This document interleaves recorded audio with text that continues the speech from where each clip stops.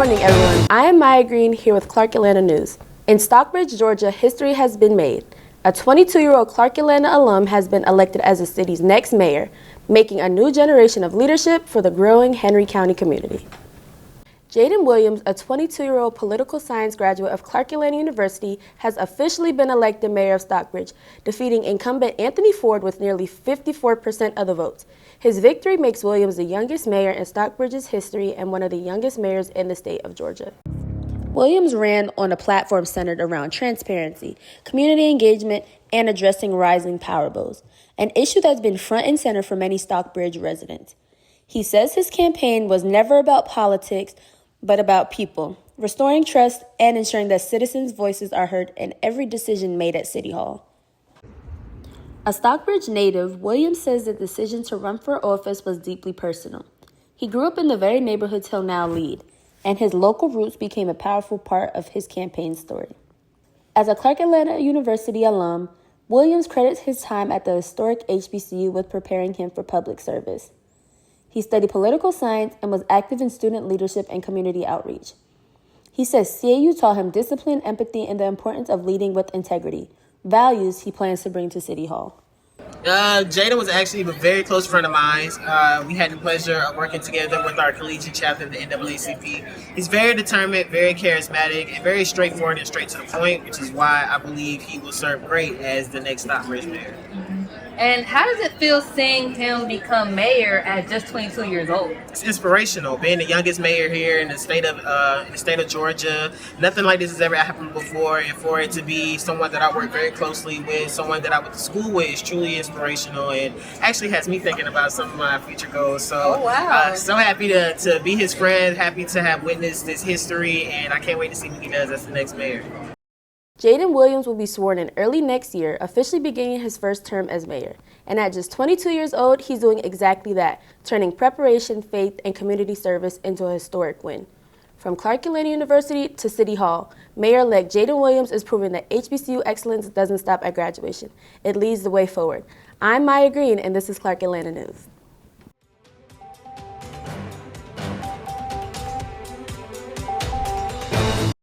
Good afternoon. I'm Journey Moore, reporting from Clark Atlanta News. What was expected to be another night of celebration during Clark Atlanta University's homecoming weekend took an unexpected and disturbing turn.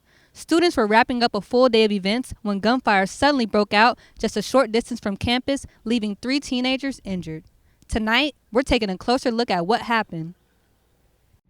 According to Atlanta police, 3 teenagers ages 17, 18, and 19 were shot during the incident. Officials say all 3 were taken to the hospital and were later listed in stable condition, expected to recover from their injuries.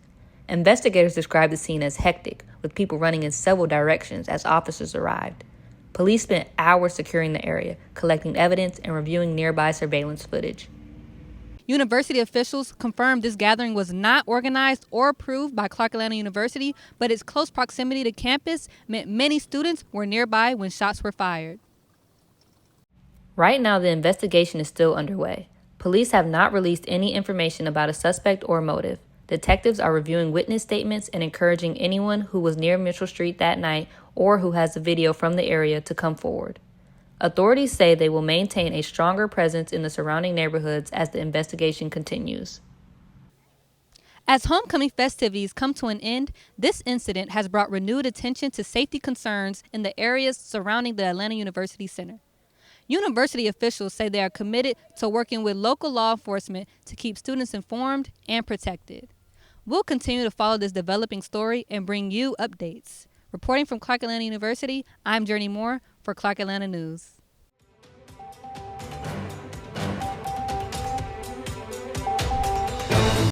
Hey everyone, welcome to our next segment, our CAU Soft Story. Today I am joined by Amari Coleman. And I just have 2 simple questions. The first one is, what brought you out to support the pageant tonight? Ooh, a plethora of things. I have 2 of my Google Scholars and one of my Neos in the pageant and a good friend. So I am here to support them, and I'm so proud of them for everything they've ever done. And also I'm staff now, so of course, you got to come out and support, but I'm also a Sigma chapter initiate, so I got to support home team as well. That's so real.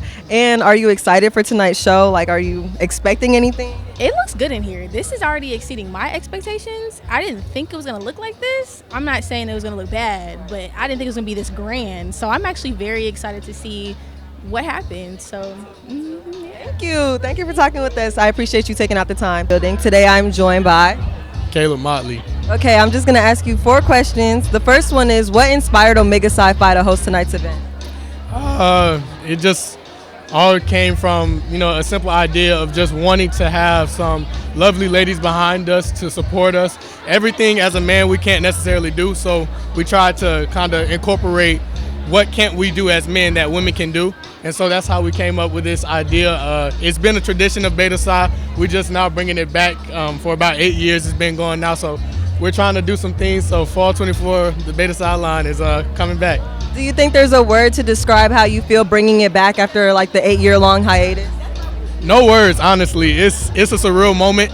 It's something that we always dreamed of, and we put our minds to it, and now we're here. So really no words to really say it.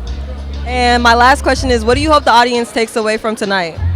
I hope that the audience sees that although there's 4 winners, that all 17 girls are worthy of being on that court. They've all put in so much work, and we've put in so much work. Everybody's put in a hand of help. So I hope they like the production. I hope they like down to the paper plates and the napkins. You know what I'm saying? I just want everything to just be perfect. I want it to be perfect in their eyes. So I hope they just take away that this was the best pageant they've ever been to. I completely understand. Do you have any message that you want to give to the people? Anything at all? Long live Beta Psi, long live Fall 24. Yeah, shout out to the bros, Rue.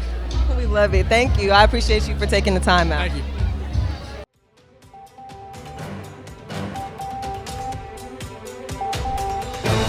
Hey everybody, welcome to our first segment, the sports segment. We are talking today with the one, the only head coach of CAU football, Mr. Teddy Keaton. How are you doing today? I'm wonderful. How are you? I'm blessed as always. I know we had a big game last weekend. We won the game. What was your game plan going into the game, and how well do you think your players executed it?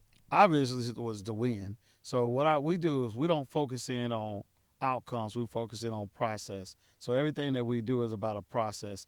If you attach yourself to outcomes, you won't be able to keep the grind going. We were on a 5-game losing streak, so I kept telling the kids to carry the water till it turns to wine, and they were practicing hard, buying into what we were selling. And then they came out and they executed. They had a game, and I told them it's just going to take one time, and you guys are going to explode on somebody. The only thing I'm disappointed is how we didn't finish the way we needed to. My second question is, I know you guys do a lot of physically demanding work, when you guys practice and stuff like that, but how do you prepare your players mentally before games? We bring in guys like Frank Murphy Jr. He speaks to them every week about, their character, their mains, and how they, we talk about what to do, how to do it, and why it's important for them to do it that way, how to position themselves, when to have downtime. We also bring in Danny Buggs. He's a pastor. He comes in and he speaks to them about, their spiritual life. I think you got to have a spiritual life. There's 3 parts of this thing here. You got to have, we got to play football, we got to go to school, and you got to have a social life. So those guys, we try to keep that balance between them so they understand that, it's not all about ball, it's about education as well.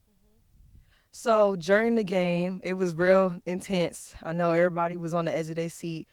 Do you think that there was a challenging time during the game that the players kind of overcome in a way, or, anything like that? Yeah, the fourth quarter. We went in 45-28 going into the fourth quarter. Any coach will probably fall apart, after you give up 17 points to bring them back and close. It went all the way down to the last play of the ball game. I'm sure everybody was on the seat. And actually, the environment was so lit, it was almost like a movie out here. It was really lit. I'm so proud of Panther Nation, the band, the students, everybody that came, the fans. I can't thank them for more because, it's hard to get people to come outside when you're losing. It's hard to get people to stay behind, but when when I first got here, the fans the students didn't come to the game because they had a habit of losing all the time. So when we got them to the point that now that they come, they started to believe and have Panther pride and believe in what we're selling and having something to stand for, to be proud for it. I'm very happy to be a small part of that. Yeah, okay. My 2 last questions. My second to last question is, I know you started in 2024. So what has been your most rewarding part of your coaching career? has, even with the student and athletes or just in general being on campus with the whole student body, like what has been the most rewarding part? The 52 guys that walked away and graduated from this team. David Wright being an All-American, he's Player of the Year here. Armand being Player of the Year. 2 guys being in the Legacy Bowl. I mean, all this stuff that happened over a 2-year period of time where this place was just dormant, like no athletes coming out, no great things. Some people that played here and contributed, but maybe not as recognizable as some of the things that's happened in the last 2 years. And the fact that we took them to a championship game for well over 30-some years. So that was big time. All those moments I'll never forget the CAU that has brought to my life. And I'm just hoping to continue to bring that type of success to CAU. And my last and final question is, do you have a message out there for your Panther fans, especially after such a big game? Keep being the reason.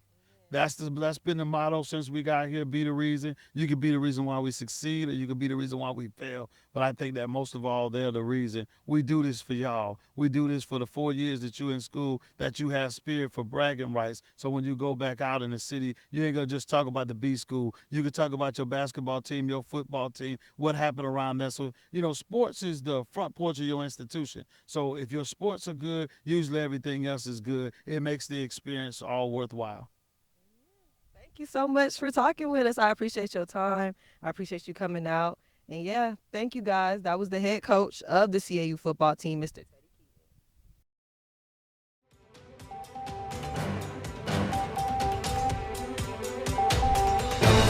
Good morning. I'm Yamari King, reporting the weather. Earlier this month, North Georgia, including Metro Atlanta, had experienced a light flurry, leaving everyone at the time shocked.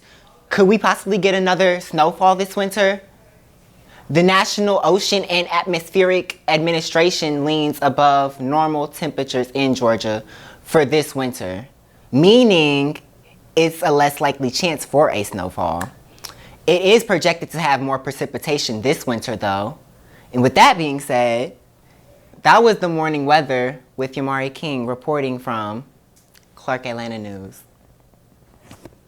Good morning. This is Genesis Wright with Clark Atlanta News, providing you with the global news regarding Hurricane Melissa. Hurricane Melissa struck Jamaica on October 28th with high winds of 185 miles per hour. This powerful storm hit Jamaica as a Category 5 hurricane, bringing strong winds. This made it one of the strongest hurricanes to ever hit Jamaica. Officials are calling the damage catastrophic. Entire communities are flooded, power lines are down, which has caused tens of thousands to lose electricity. Thousands of homes were either damaged or completely destroyed. Many areas remain without power or clean water. This storm has affected many other places, including Haiti, making deadly flash floods and landslides. In Haiti, there are reports of at least 25 deaths, with dozens of more missing, especially in low-lying coastal communities. Reports have suggested that 50 to 60 people have died as a result of the storm. In some parts of Jamaica, roads are still blocked, and many people and families are in shelters. Relief teams are working hard to bring food and supplies to those in need. This storm has affected many other places like Cuba and Haiti, causing more flooding and damage across the whole region. Recovery will take time, but international aid is coming, as well as many others supporting this and sending donations to all those affected. This is Genesis Wright here with Clark Atlanta News.